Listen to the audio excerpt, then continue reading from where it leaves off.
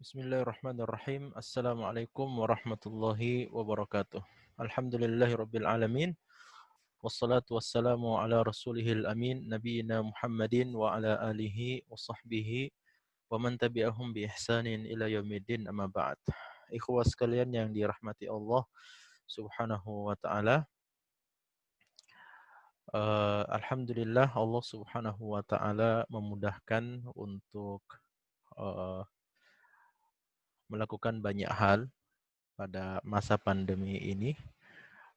Salah satunya adalah dengan membuat ya konten-konten atau video-video yang sekiranya bisa bermanfaat untuk para ikhwah dan akhwat untuk menjawab atau menjelaskan ya hal-hal yang cukup meresahkan sebenarnya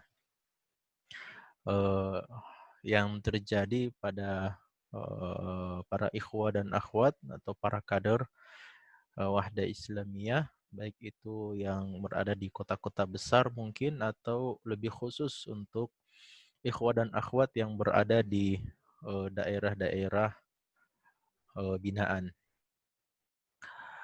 Di antara hal yang cukup meresahkan dan ini sudah semakin lama, sudah lama sebenarnya terbaca ya dan kita dengarkan, yaitu adanya ikhwah kita atau kader-kader kita yang tersyubhat dengan beberapa persoalan atau beberapa masalah-masalah yang sebenarnya itu adalah sesuatu yang telah jelas dalam agama kita dan banyak dijelaskan oleh para asatidzah kita. Namun sangat disayangkan hal-hal yang berita-berita miring atau syubhat-syubhat yang tidak benar akhirnya termakan dan bisa mempengaruhi beberapa kader kita, baik itu ikhwah ataupun akhwat. Nah, di sini kami secara pribadi ingin menjelaskan beberapa persoalan, meskipun sebenarnya kalau ikhwah dan akhwat melihat dan membaca tulisan-tulisan yang dibuat oleh para asatidzah beberapa tahun yang lalu tentang syubhat-syubhat yang dilontarkan oleh sebagian orang terhadap apa yang diyakini oleh Ormas Wahda Islamiyah. Kalau dilihat dalam situs Al-Insaf yang telah lama ada sebenarnya dan telah banyak tulisan yang dibuat oleh para asatidzah dan menanggapi tuduhan-tuduhan miring serta syubhat-syubhat yang tidak bertanggung jawab tersebut. Nah, kalau kita membaca tulisan-tulisan itu, maka sebenarnya itu sudah lebih dari cukup ya, sudah lebih daripada cukup. Namun ternyata masih ada saja ikhwah kita yang belum mendapatkan filter seperti itu sehingga dengan mudahnya mereka termakan info-info yang tidak benar itu. Nah, oleh karena itu tujuan saya pribadi membuat video ini sebenarnya karena alasan itu tadi, karena keresahan itu tadi, serta video ini sebenarnya bukan bertujuan untuk bantah-bantahan ya, bantah-bantahan pada hal-hal yang mungkin bisa menghabiskan waktu sebagaimana arahan oleh para asatidzah kita. Namun ini sekedar penjelasan saja ya, sekedar penjelasan saja agar kemudian ikhwah tidak lagi atau agar kemudian ikhwah bisa lebih mantap dan memiliki filter yang baik untuk menyaring informasi-informasi yang sampai kepada mereka. Kemudian hal yang sangat disayangkan juga adalah karena sebagian ikhwah kita itu tidak memiliki kebiasaan atau belum memiliki kebiasaan untuk istisyarah, ya, istisyarah, meminta pandangan, meminta pendapat, meminta arahan dari para asatidzah di Wahda Islamiyah, ya. Kita punya Dewan Syuro, kita juga punya asatidzah di Dewan Syuro, kita juga punya asatidzah di Dewan Syariah yang kadar keilmuan mereka tentu saja sangat luar biasa. Namun sangat disayangkan ketika ada informasi-informasi yang sampai kepada ikhwah ataupun akhwat, dengan sangat mudahnya mereka menerima tanpa melakukan cross check terlebih dahulu, tabayyun kepada para asatidzah, atau paling tidak melakukan istisyarah, ya, meminta pandangan, meminta arahan dari asatidzah tentang info-info yang sampai kepada mereka. Ini satu hal yang harus ditanamkan pada diri kita masing-masing, ikhwah dan akhwat sekalian, agar kita memiliki kebiasaan untuk istisyarah bahkan pada hal-hal yang kecil, ya, sekalipun, atau pada hal-hal yang menyangkut kepribadian kita atau keluarga kita, maka sering-seringlah kita istisyarah kepada para asatidzah sebagaimana para sahabat, ya, dalam urusan-urusan pribadi mereka sekalipun mereka istisyarah, ya, minta pandangan, pendapat kepada Rasulullah Sallallahu Alaihi Wasallam, apalagi ketika kita berbicara tentang persoalan agama. Nah, ikhwas sekalian yang dirahmati Allah Subhanahu wa taala, di sini kami akan coba menjelaskan, ya, satu hal yang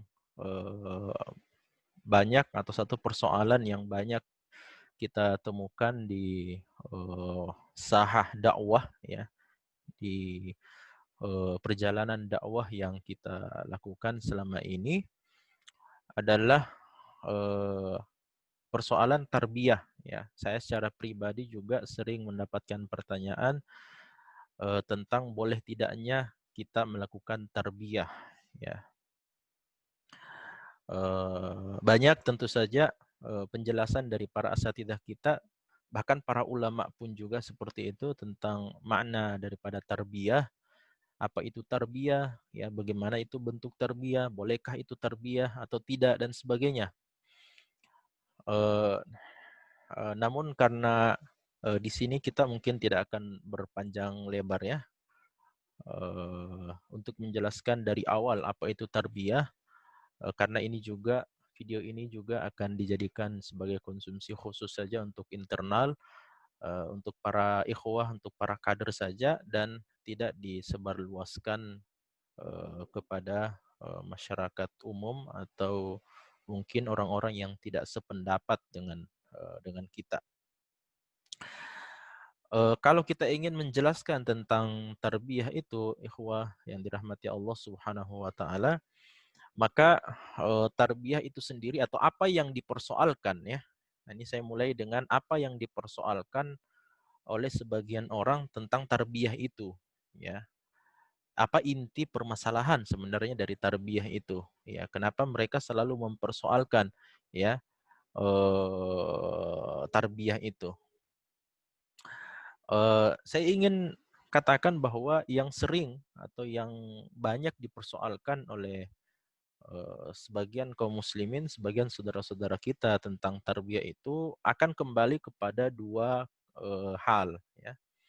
Yang pertama adalah tentang tarbiyah itu sendiri, atau hakikat daripada tarbiyah itu sendiri, ya. Kemudian yang kedua adalah apa yang terjadi di dalam tarbiyah, ya, apa yang terjadi di dalam tarbiyah atau bentuk tarbiyah itu, ya. Jadi ada orang-orang yang mempersoalkan tarbiyah itu secara zatnya, apakah itu dibolehkan atau tidak boleh di kok tarbiyah. Kemudian yang kedua adalah apa madmunnya, apa inti, ya, apa yang dilakukan dalam tarbiyah itu. Nah, insya Allah kita akan berusaha menjawab dua persoalan ini.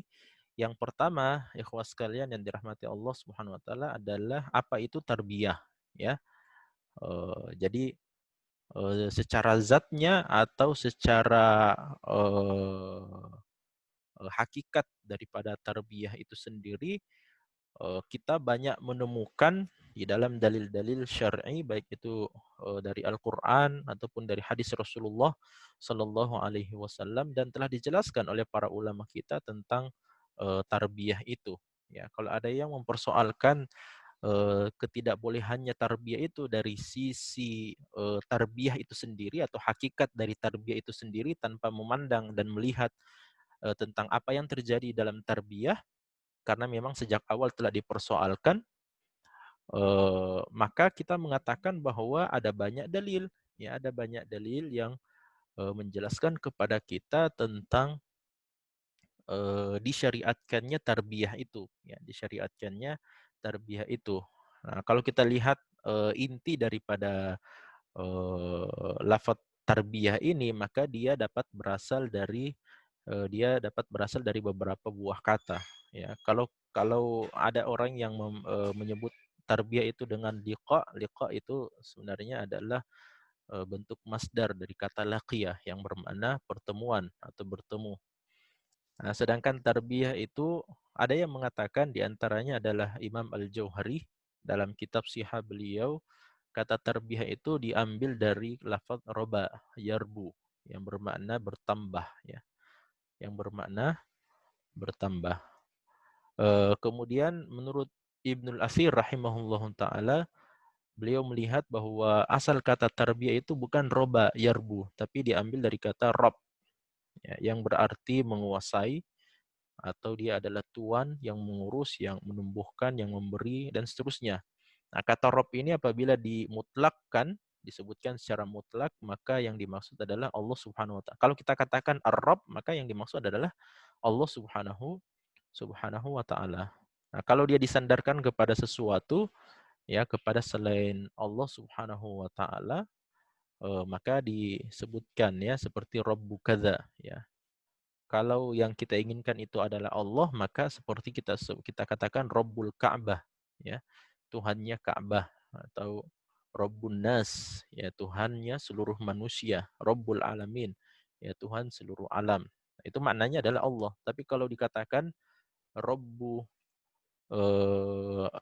apa namanya? Rabbu hadzal bait, ya, pemilik rumah ini, nah, maka yang dimaksud tentu saja adalah manusia. Al-bait yang dimaksud di situ adalah bukan Ka'bah tentu saja, ya, tapi rumah secara umum. Nah, dari kata Rob ini jugalah lafaz tarbiyah itu diambil menurut Imam Ibnul Athir untuk lafaz Rabbani, ya. Allah mengatakan war-rabbaniyun di dalam Al-Qur'an, yang bermakna eh, Rabbani itu maknanya adalah seorang alim yang mengajarkan ilmu yang sederhana sebelum mengajarkan ilmu yang lebih kompleks. Nah, makanya kita temukan ada banyak pendapat dari para ulama kita yang menjelaskan tentang tarbiyah itu sendiri. Tarbiyah dapat dimaknai secara berbeda-beda, namun kesemua pendapat para ulama dapat dikembalikan pada makna ucapan Imam Al-Munawi rahimahullah ta'ala, bahwa tarbiyah adalah pembentukan sesuatu sedikit demi sedikit hingga sampai pada kondisi sempurnanya, ya. Ini beliau sebutkan dalam kitab At-Tauqif fi Muhimmat At-Ta'arif. Nah, ada juga yang mengatakan bahwa tarbiyah itu bermakna pembentukan seorang insan dari berbagai sisi kehidupannya hingga sampai pada kondisi yang sempurna. Itu makna tarbiyah, ya. Nah, satu hal yang senantiasa menyertai tarbiyah ini, ikhwas sekalian, adalah unsur tadrij atau proses yang berkelanjutan serta bertahap sedikit demi sedikit. Ya, kenapa? Karena sebagaimana lafaz tarbiyah itu diambil menurut Imam Ibnul Athir, dia adalah apa namanya, makna robbani itu, ya, makna robbani bahwa dia adalah seorang alim yang mengajarkan sesuatu ilmu yang kecil sampai mengajarkan ilmu yang lebih kompleks, ya. Itu berarti di sana ada unsur tadrij, ya, ada unsur tadarruj, atau ada unsur apa namanya, berkelanjutan serta bertahap sedikit demi sedikit. Nanti ini juga yang akan dipersoalkan oleh sebagian orang tentang persoalan marhaliyah, ya tentang persoalan tadarruj dalam proses pelaksanaan tarbiyah itu sendiri. Nah, apa itu tarbiyah yang kita kenal? Ya di sana tentu saja banyak ormas atau perhimpunan atau kelompok apalah atau yayasan dan sebagainya yang juga memiliki tarbiyah. Ya, ada yang menggunakan kata tarbiyah memang, ada juga yang menggunakan kata liqa dan sebagainya. Ya, namun matmunnya atau maknanya itu sama sebenarnya ya, di mana orang yang mengikuti tarbiyah itu akan digembleng sedikit demi sedikit secara berkelanjutan, tahap demi tahap sampai ia menjadi seorang pribadi muslim yang sempurna. Nah, untuk ormas kita sendiri atau Wahda Islamiyah sendiri, tarbiyah yang kita kenal itu adalah pertemuan, ia merupakan pertemuan pekanan yang dilakukan oleh sekelompok ikhwah ataupun akhwat di bawah bimbingan seorang murabbi guna mengkaji kajian-kajian dinul Islam. Nah, menurut Ustadz kita, Ustadz Qasim Saguni, hafizahullah ta'ala, dalam salah satu uraiannya tentang tarbiyah, kalau kita meminjam istilah sistem pendidikan yang ada sekarang, maka tarbiyah itu termasuk sistem pendidikan non-formal yang memiliki kurikulum dan tingkatan-tingkatan atau yang disebut marhaliyah. Ya. Selanjutnya beliau menegaskan bahwa tujuan dakwah umum dan tarbiyah ini sebenarnya sama. Ya, jadi kalau di sana ada duat, ada para dai, ada orang-orang yang menyuruh kepada kebaikan dan melarang dari keburukan, amar ma'ruf nahi mungkar, itu tentu saja bertujuan untuk memberikan pembelajaran kepada kaum muslimin secara umum, ya, secara umum. Itu disebut sebagai dakwah ammah, dakwah umum, ya. Nah, tarbiyah ini sama sebenarnya dengan dakwah umum itu bertujuan untuk memahamkan kepada umat Islam tentang hakikat Islam dan agar mereka mau untuk mengamalkan syariat Islam. Namun kata beliau yang berbeda adalah antara dakwah umum dan dakwah tarbiyah ini, yang berbeda adalah pada penerapan metodologinya.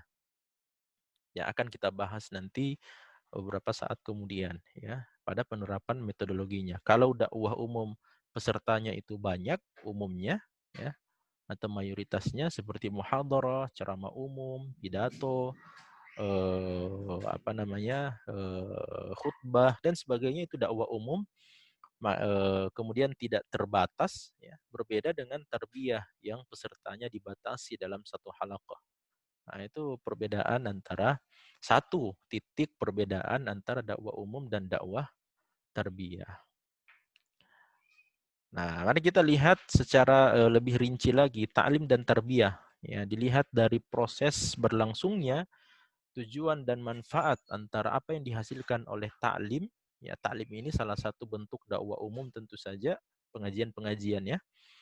Kalau kita lihat proses berlangsungnya tujuan serta manfaat yang akan dihasilkan dari dakwah umum atau ta'lim serta tarbiyah, maka bisa dipastikan bahwa ada sisi persamaan dan perbedaan antara keduanya. Sisi persamaan ikhwas sekalian antara taklim dan tarbiyah, bahwa keduanya itu dilaksanakan secara kolektif, ya, dengan hubungan timbal balik antara muallim dan muta'allim dalam kajian taklim serta murabbi dan mutarabbi dalam kajian tarbiyah, ya. Jadi kedua-duanya antara taklim dengan tarbiyah itu dilakukan secara kolektif, secara bersama-sama.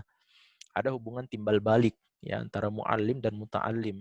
Ya, muallim mengajarkan sesuatu, muta'allim menerima apa yang diajarkan, ya. Dan tidak jarang juga seorang muta'allim, seorang pembelajar dalam ta'lim itu bertanya kepada sang ustadz atau bertanya kepada sang syekh. Nah, sama juga dengan murabbi dan mutarabbi dalam kajian tarbiyah. Murabbi menyampaikan maklumat, menyampaikan pengetahuan, kajian dinul Islam, kemudian mutarabbi menerima maklumat itu. Tidak jarang sang mutarabbi bertanya kepada murabbinya tentang masalah-masalah yang dia ingin ketahui. Keduanya merupakan cara untuk mendapatkan ilmu pengetahuan. Ya, ini secara umum. Ya, dakwah umum dan dakwah khusus tarbiyah, maka kedua-duanya itu merupakan cara untuk memperdalam ilmu pengetahuan kita, khususnya ilmu syar'i.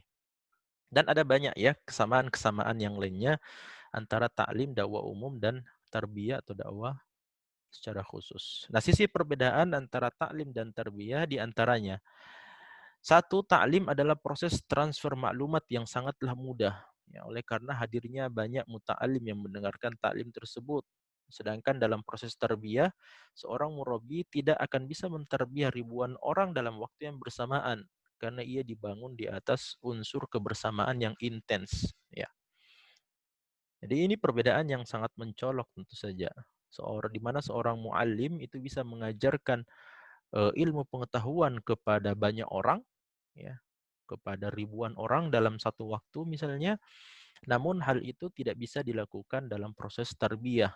Ya, kenapa? Karena eh, ada ciri-ciri khas yang dimiliki oleh tarbiyah yang tidak terdapat di dalam proses taklim, ya, di mana proses tarbiyah itu dibangun di atas unsur kebersamaan yang intens, ya. Berbeda dengan taklim. Taklim itu seseorang ingin masuk dan hadir dalam sebuah pengajian, silahkan. Kalau dia tidak mau datang besok, maka tidak ada masalah. Ya, itu terserah kembali kepada dia. Nah, berbeda dengan tarbiyah. Tarbiyah itu dia dibangun di atas unsur kebersamaan yang intens dan ada ada ikatan yang dibangun di antara peserta halaqah itu, di mana ikatan inilah yang kemudian akan melahirkan hal-hal yang kita inginkan untuk kebaikan agama Islam. Ya. Kemudian dua, taklim itu memiliki keterbatasan pada sisi transfer ilmu semata. Ya, taklim seperti itu. Ya, taklim seorang muallim datang, kemudian didengarkan oleh muta'alim, terjadi transfer ilmu antara muallim dari muallim kepada muta'alim, hanya sebatas itu saja. Ya, sedangkan tarbiyah itu lebih menitik beratkan pada transfer ilmu disertai penerapannya dalam kehidupan seorang mutarabbi. Sehingga diharapkan sang mutarabbi dapat menjadi seorang mukmin, muslih, mujahid, muta'awin, dan mutkin. Atau 5M yang selalu kita dengarkan melalui proses tarbiyah yang ia laksanakan. Makanya saya katakan tadi, taklim itu ya orang bebas-bebas saja. Hari ini saya mau datang, pekan ini saya mau datang, pekan depan mungkin saya ada kegiatan atau saya ada kesibukan atau saya ada pekerjaan dan sebagainya. Jadi saya pending dulu lah. Nanti pekan berikutnya baru saya ikut lagi. Itu sah-sah saja, silahkan. Karena memang tidak ada kewajiban dan tidak ada keharusan di situ. Ya, boleh jadi dia ikut taklim yang lainnya, pengajian yang lainnya. Ya, tapi berbeda dengan tarbiyah. Ya, tarbiyah itu ada semacam perjanjian atau ada semacam ikatan serta tanggung jawab untuk senantiasa ikut dan hadir dalam kegiatan tarbiyah, dalam kegiatan halaqah, agar kemudian seorang murabi bisa mengetahui sejauh mana penerapan ilmu-ilmu yang telah disampaikan oleh sang murabi kepada mutarabinya.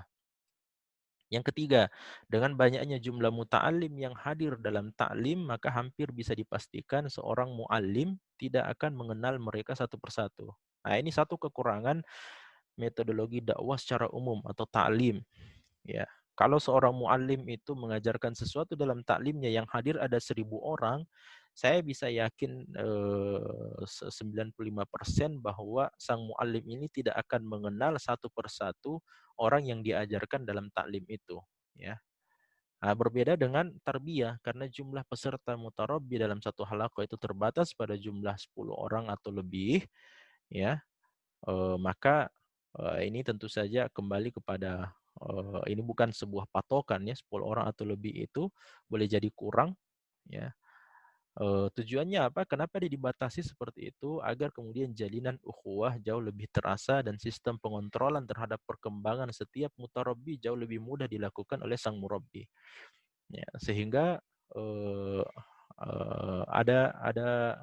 sehingga seorang murabi betul-betul tahu apa yang telah terjadi apa perubahan yang terjadi dalam diri seorang mutarabbi, ya. Apa sisi-sisi yang telah terbangun dalam diri seorang mutarabbi selama dia mengikuti halaqah tarbiyah ini. Nah, ini jugalah yang kemudian apa namanya, ini jugalah sisi-sisi itulah yang kemudian akan terbentuk atau yang diinginkan untuk terbentuk sehingga lahir para pejuang-pejuang agama Allah Subhanahu wa taala yang siap mengorbankan apa yang mereka miliki untuk kejayaan dinul Islam. Nah, seorang muta'alim akan lebih banyak bersinggungan dengan sisi ilmiah dari seorang muallim dalam ta'lim, sehingga akan lahir dari ta'lim pribadi yang ilmiah. Ya, sedangkan di dalam tarbiyah, maka seorang mutarabbi jauh lebih banyak bersinggungan dengan cara pandang, perasaan, akhlak, dan kebiasaan seorang murabbi. Sehingga keterampilan, akhlak, adab, dan kecerdasan emosi akan terbentuk melalui tarbiyah. Oleh karena itu, menggabungkan antara ta'lim dan tarbiyah adalah cara terbaik dalam mempelajari dinul Islam dan pengembangan kepribadian seorang seorang muslim. Nah, inilah yang kemudian menjadi titik inti daripada tarbiyah itu. Kenapa? Karena kita ingin membangun kecerdasan emosi, ya, kecerdasan emosi menjadi seorang muslim yang cerdas mengendalikan emosinya, memiliki adab, memiliki akhlak, ya, membangun keterampilan yang dia miliki, dan itulah yang dilakukan oleh Rasulullah Shallallahu Alaihi Wasallam. Mungkin ada yang bertanya, ya, boleh tidak tarbiyah itu? Ya, apakah pernah dilakukan oleh Nabi Shallallahu Alaihi Wasallam tarbiyah itu? Maka jawabannya, semua kehidupan Rasulullah Sallallahu Alaihi Wasallam itu adalah tarbiyah. Ya, semua kehidupan Rasulullah semenjak beliau menjadi seorang Nabi dan Rasul Allah, semenjak saat itu sampai beliau menghembuskan nafas terakhir, itu adalah tarbiyah. Ya, tarbiyah yang diajarkan oleh Nabi Sallallahu Alaihi Wasallam kepada para sahabatnya. Mustahil lahir seorang Abu Bakar As-Siddiq yang siap membenarkan, yang membenarkan Nabi Muhammad SAW dikala semua manusia pada saat itu mendustakan peristiwa Isra dan Mi'raj yang dilakukan oleh Nabi SAW. Namun seorang Abu Bakar As-Siddiq eh, menerima berita tersebut dan membenarkan berita tersebut tatkala disampaikan kepada beliau bahwa Rasulullah telah diperjalankan oleh Allah Subhanahu wa taala dalam peristiwa Isra dan Mi'raj. Ya, itulah hasil dari tarbiyah Nabi Shallallahu alaihi wasallam kepada Abu Bakar Siddiq, ya. Umar bin Khattab radhiyallahu taala anhu, ya, menjadi orang yang sangat dekat dengan Rasulullah sallallahu alaihi wasallam, padahal sebelumnya adalah orang yang sangat tidak suka kepada Nabi Shallallahu Alaihi Wasallam sebelum masuk ke dalam agama Islam. Namun setelah itu Rasulullah mentarbiah beliau, mentarbiah Utsman bin Affan, Ali bin Abi Thalib di dalam Darul Arqam bin Abil Arqam, ya.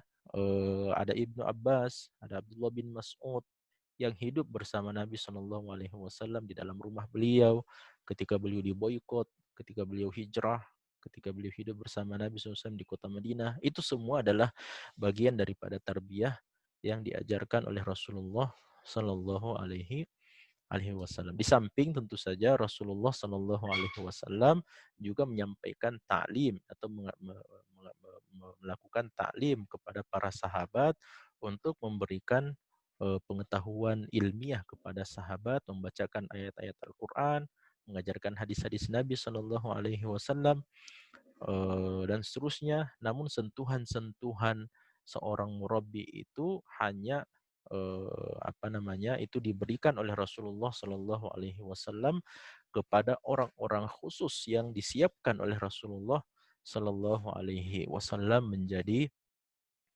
orang-orang yang akan membawa tongkat estafet perjuangan sepeninggal Rasulullah Shallallahu Alaihi Wasallam. Sehingga dari sisi ini mudah-mudahan tidak ada keraguan lagi dari para ikhwas sekalian bahwa tarbiyah itu eh, adalah sesuatu yang diajarkan dalam agama Islam, bahkan telah dilakukan sepanjang kehidupan Rasulullah Shallallahu Alaihi Wasallam. Nah, sekarang kita masuk pada metodologi, ya. Apakah Rasulullah Shallallahu Alaihi Wasallam pernah melakukan tarbiyah seperti apa yang dilakukan oleh Wahda Islamiyah dengan berkumpul, berhalaqah, bertemu sekali dalam sepekan dan seterusnya? Ini yang banyak dipersoalkan oleh sebagian ikhwah, ya. Taib.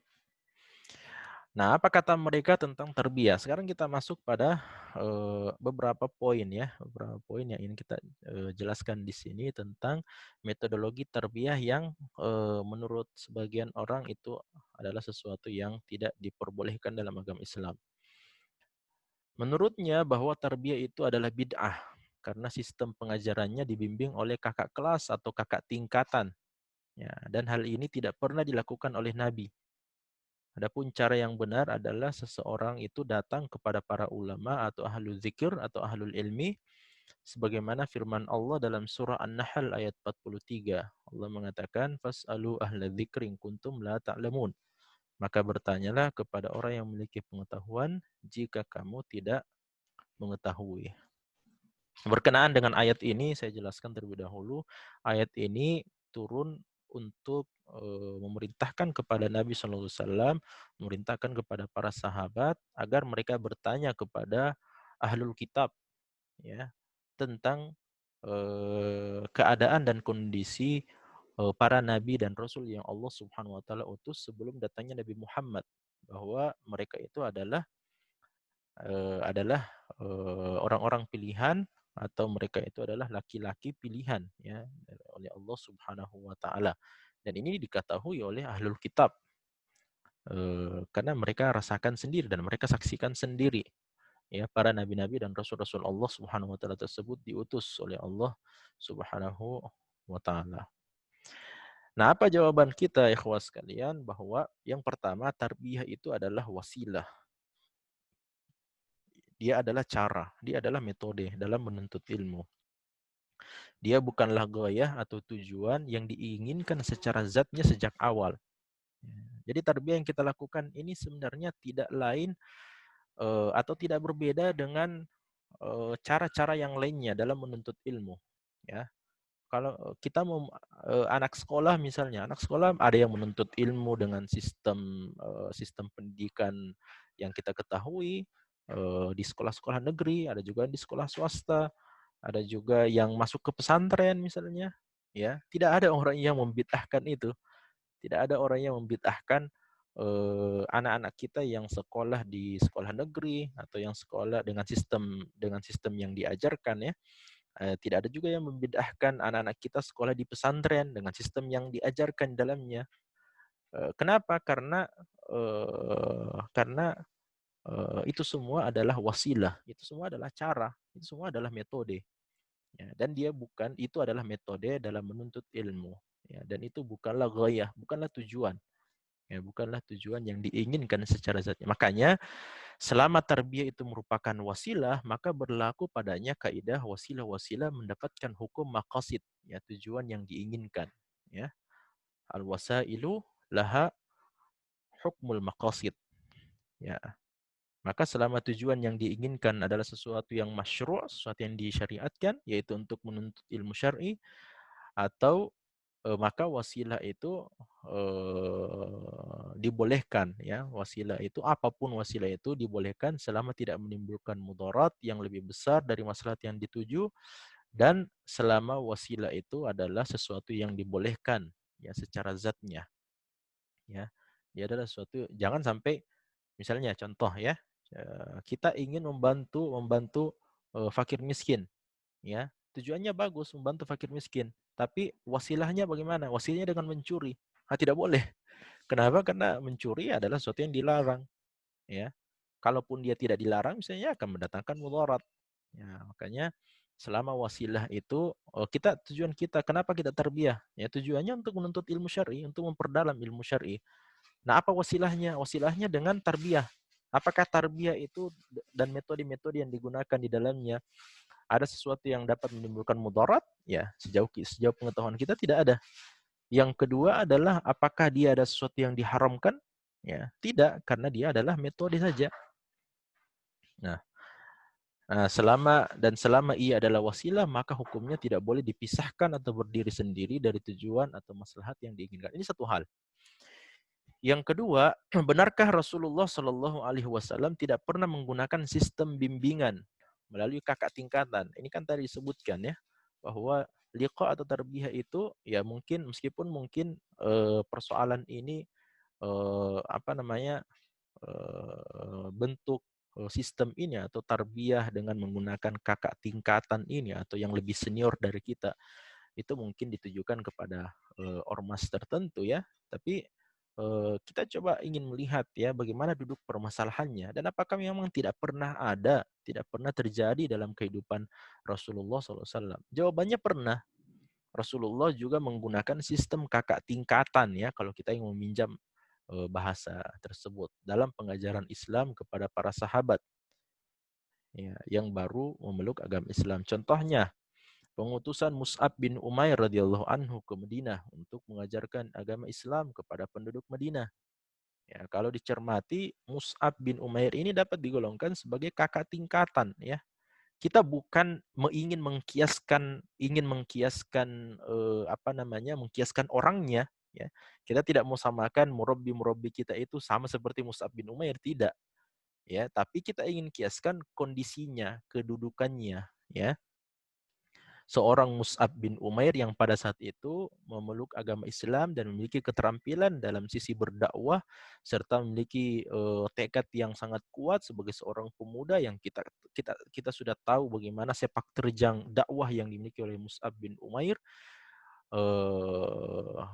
dan beliau memiliki ilmu yang mumpuni untuk mengajarkan dan berdakwah kepada penduduk kota Madinah, maka diutuslah beliau sebagai apa namanya, sebagai utusan pertama ya, atau sebagai dai pertama yang diutus oleh Rasulullah SAW ke penduduk kota Madinah untuk berdakwah di sana ya, untuk berdakwah di sana.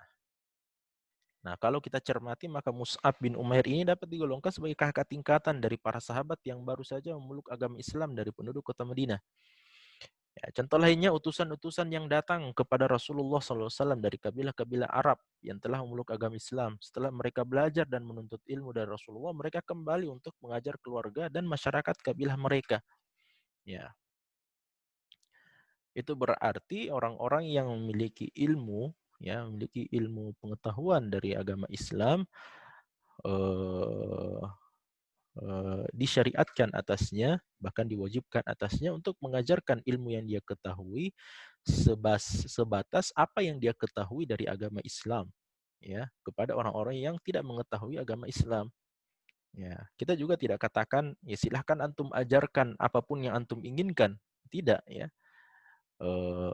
Tapi ajarkanlah apa yang kita ketahui dari agama Islam. Kata Nabi, "Ballighu anni walau ayat," sampaikan dariku walaupun satu potong ayat. Ya, kalau satu ayat itu yang kita ketahui, itulah yang kita ajarkan. Ya. Contoh lainnya, misalnya penunjukan 12 orang. Ya, jangankan persoalan murabbi ini, persoalan murabbi dari kakak tingkatan, dari orang-orang yang lebih senior dari kita.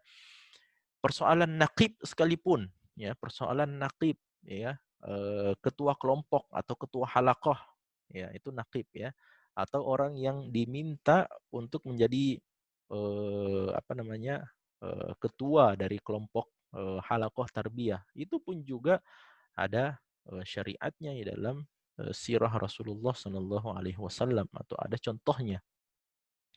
Di antaranya adalah penunjukan 12 orang ya pada peristiwa Baiat Aqabah kedua untuk menjadi nuqaba, menjadi wakil-wakil kepada kabilah-kabilah penduduk kota Madinah yang baru masuk Islam saat itu.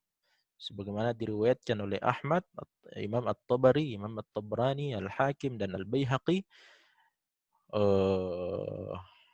ya, dan seterusnya dalam hadis panjang ini dikatakan tatkala para sahabat telah membaiat Rasulullah di kota Makkah di Baiat Aqabah, maka beliau kemudian bersabda, "Akhriju ilayya ithnai asyara naqiban yakununa ala qaumihim." Ya, pilihlah 12 orang naqib yang akan mengurusi urusan kalian. Ya, ya meskipun hadis ini diperselisihkan derajat sanadnya oleh para ulama, tapi di sana ada hadis yang sahih, hadis Sa'ad bin Ubadah radhiyallahu taala anhu yang diriwayatkan oleh Imam Muslim dalam sahihnya yang menunjukkan bahwa penunjukan nuqaba ini sabit ya, itu yang betul-betul terjadi. Jadi memang Nabi SAW meminta dari penduduk kota Madinah yang datang berbaiat kepada Nabi untuk ditunjuk beberapa orang yang akan menjadi nuqaba, menjadi wakil-wakil ya. yang di mana nuqaba ini atau wakil-wakil ini adalah orang yang paling tahu tentang keadaan kabilahnya masing-masing di kota Madinah. Ya. Itu berarti memang eh, apa namanya yang dipersoalkan di sini tentang masalah adanya apa namanya murabbinya itu dari kakak tingkatan atau dari orang yang mengikuti marhala yang lebih tinggi. Kalau kita tahu kan selama ini para murabbi yang telah duduk di tingkatan atau di marhala marhala tanfid misalnya itu dia membina marhala ta'rif misalnya atau dia membina juga marhala takwin atau para mutarabbi yang duduk di halaqah takwin itu mengajarkan atau membina halaqah ta'rif ya. Nah, ini telah ada contohnya dari Nabi sallallahu alaihi wasallam ya. Begitu pula dengan penunjukan nuqaba ya, penunjukan nuqaba atau adanya naqib-naqib ya, wakil-wakil di setiap halaqah itu pun juga adalah sesuatu yang disebutkan dalam sirah Rasulullah sallallahu alaihi wasallam. Taib. Apabila seorang ustadz mempersoalkan metode menuntut ilmu sebagian teman-teman dengan cara liqa ataupun tarbiyah, di mana orang yang berperan sebagai sang murabbi atau pengajar di dalamnya adalah kakak tingkatan mereka dari sisi marhala dan pengetahuan ilmu syar'inya, maka ini jugalah yang kita temukan di kota Madinah. Ya, bahkan mungkin sampai saat sekarang masih dilakukan oleh para asatidzah kakak tingkatan mahasiswa Universitas Islam Madinah. Ya, seingat saya para asatidzah di Madinah juga waktu kami baru datang, ya kami dibuat halakoh-halakoh juga atau kami dibuat apa namanya kami dibimbing oleh para asatidzah senior, para asatidzah dari Dirosat mengajarkan kami tentang beberapa persoalan dalam kajian-kajiannya ya. Nah, itu kan juga artinya kita juga diajar oleh kakak tingkatan kita ya, kakak tingkatan kita dan tidak ada yang mempersoalkan hal tersebut. Karena apa? Karena ini adalah masalah yang lumrah ikhwas sekalian. Lumrah ditemukan di mana-mana kita temukan. Contoh lainnya halaqah tahfidz Al-Qur'an yang kita dapati di mana-mana. Di Mekah, di Madinah, di Indonesia juga banyak sekali. Ya, kita akan temukan para muhafidz Al-Qur'an yang mengajarkan tahfidzul Qur'an itu adalah mereka yang telah melalui jenjang yang lebih tinggi dalam bidang ilmu Al-Qur'an dan memiliki skill serta kemampuan untuk memanajemen halaqah yang diamanahkan kepadanya. Ya.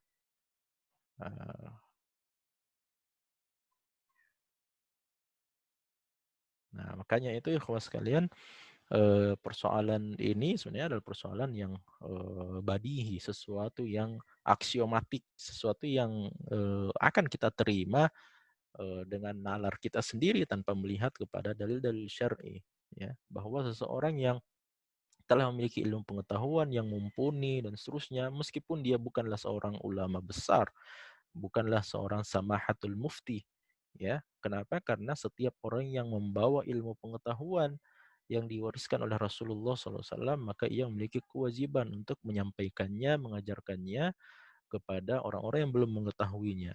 Ya, meskipun di sana tetap tetap seseorang itu memiliki sifat wara, kehati-hatian. Jangan sampai ketika dia mengajarkan sesuatu, dia menyampaikan sesuatu yang belum dia ketahui atau tidak dia miliki ilmunya, kemudian dia berfatwa menyampaikan sesuatu yang tidak dibenarkan. Nah, bila mana seorang muslim hanya boleh bertanya kepada para ulama besar sebagaimana firman Allah dalam surah An-Nahl ayat 43 tadi, maka seharusnya Rasulullah SAW telah memerintahkan seluruh sahabatnya untuk datang dan belajar secara langsung kepada beliau. Tapi tidak demikian. Ya, adanya justru beliau mengutus Mus'ab bin Umair ke kota Madinah, ya, Mu'ad bin Jabal ke negeri Yaman, Abu Ubaidah bin Al-Jarrah ke negeri Yaman juga. Kesemuanya ditugaskan untuk mendakwahkan dan mengajarkan agama Islam. Kalau seandainya belajar itu hanya boleh kepada seorang ulama besar saja, maka seharusnya Nabi Muhammad tidak mengutus para utusan-utusan itu, Mus'ab bin Umair, Mu'ad bin Jabal, Abu Ubaidah, dan sebagainya, dan sahabat yang lainnya. Tidak boleh kalau begitu. Ya.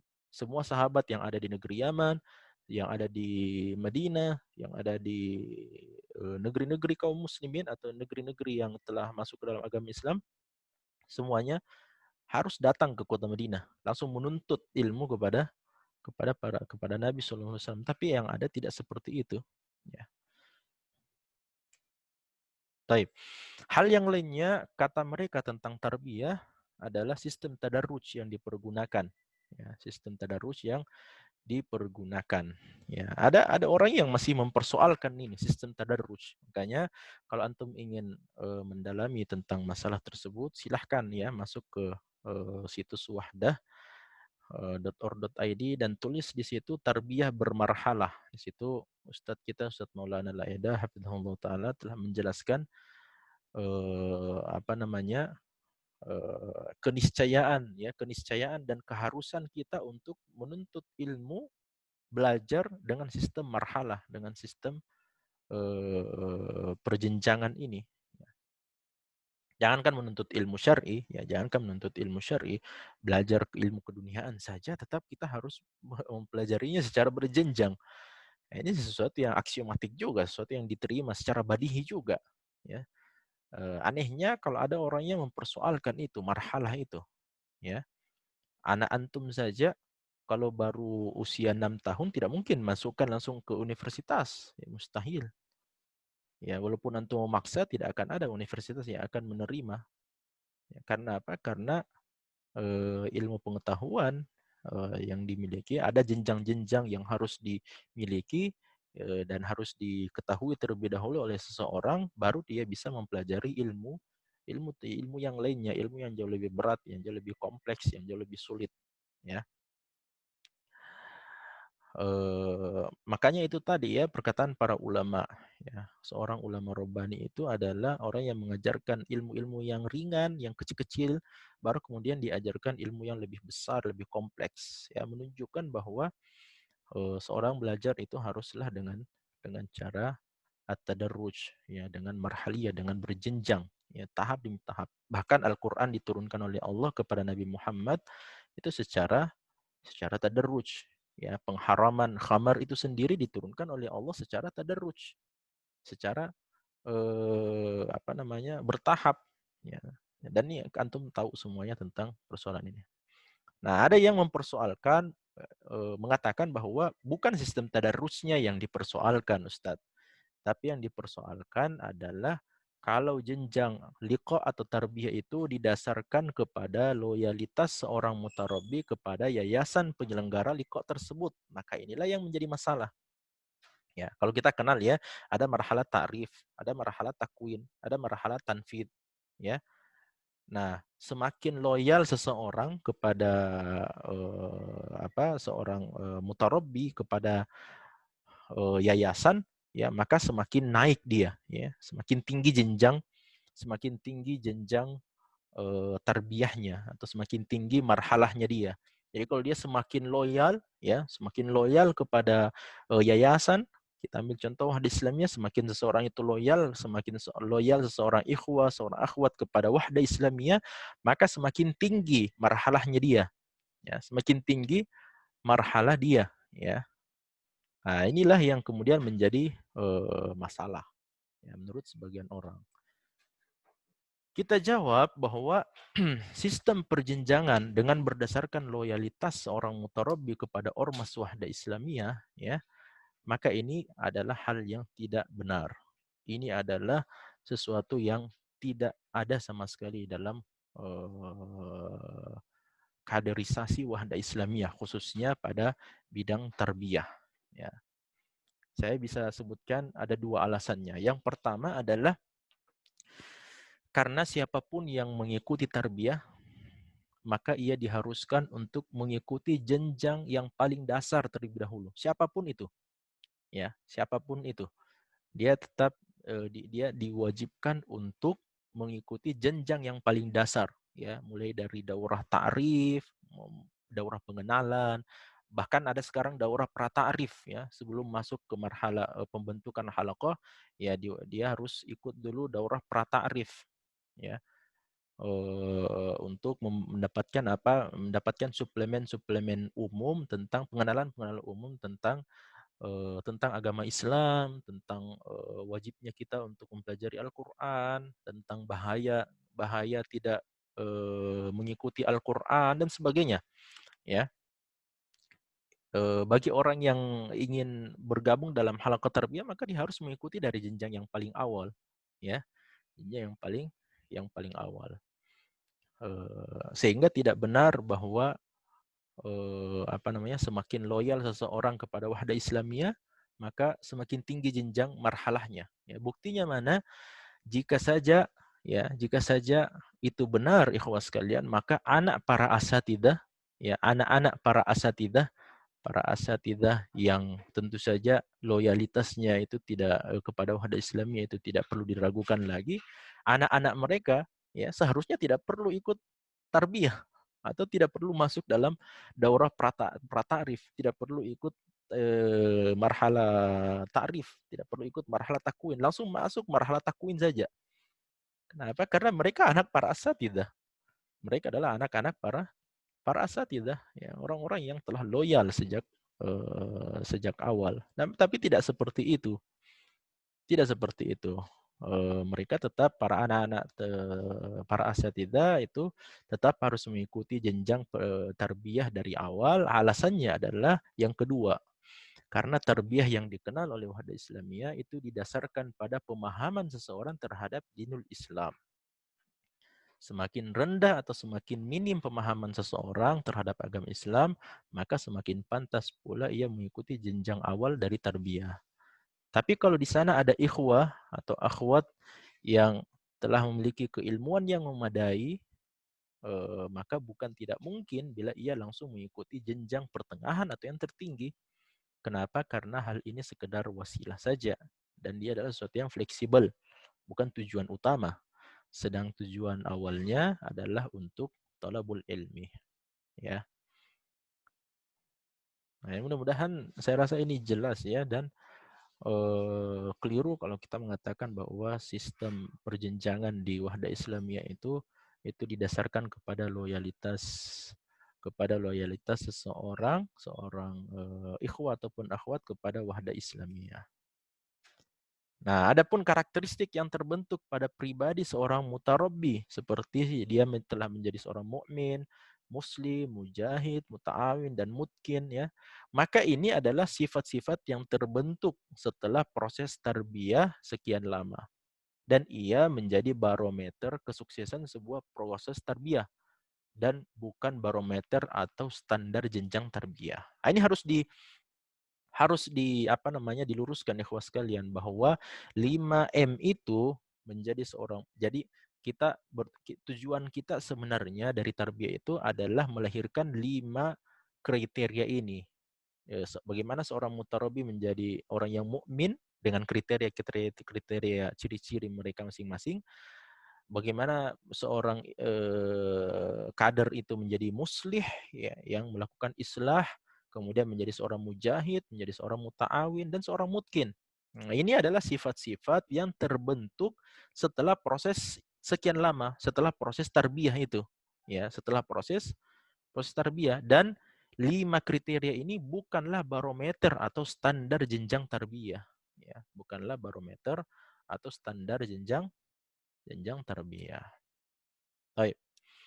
Di sana ada juga yang mengatakan, ini mungkin poin yang terakhir ya. Mudah-mudahan kita bisa lanjutkan dengan pembahasan-pembahasan yang lain pada video yang berikutnya. Ada yang mengatakan bahwa metode pelaksanaan liqa atau tarbiyah yang sembunyi-sembunyi ya, juga membahas tentang pemerintah serta bagaimana caranya mengkudeta dan sebagainya ya. Wallahu alam apakah ini ditujukan kepada ormas tertentu atau apalah, namun kita ingin mengatakan bahwa metodologi berdakwah baik itu umum ataupun khusus yang dilakukan secara sembunyi-sembunyi, maka silahkan kita bercermin kepada sirah Nabi Muhammad sallallahu alaihi wasallam di mana beliau pernah berdakwah secara sembunyi-sembunyi di awal kenabian di kota Mekah yang dikenal dengan ad-da'watu as-sirriyah. Sebelum beliau berdakwah dengan jahriyah, dengan terang-terangan. Kemudian yang kedua tentang pembahasan tarbiyah ya. Kalau kita katakan tarbiyah Wahda Islamiyah itu membahas tentang pemerintah, bagaimana cara mengkudeta, maka itu semuanya tidak benar.